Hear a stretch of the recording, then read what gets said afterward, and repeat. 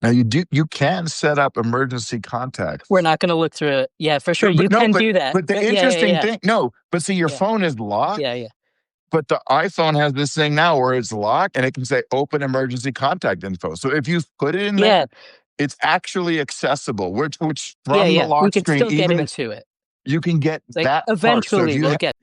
No, I wrote about this in my Substack. It happened to my uncle. He left his phone in a cab in New York City. Yeah. Just by accident. And he then couldn't call anybody.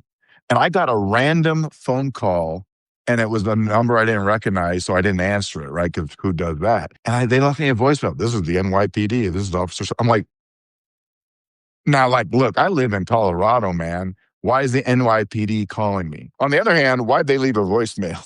If it was a scam, you're not going to leave a voicemail.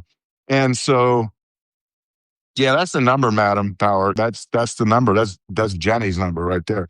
8675309. Yeah.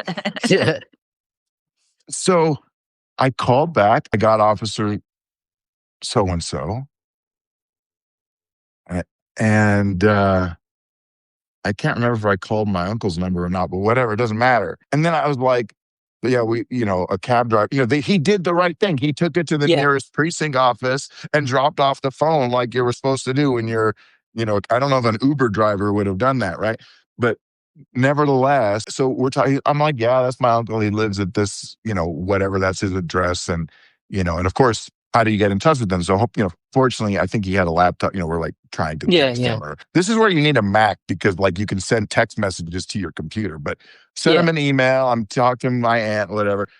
And I asked the officer, I said, okay, now you got to just tell me, how the hell did you get my number if my uncle's phone was locked? Because I knew he had an iPhone. Yeah.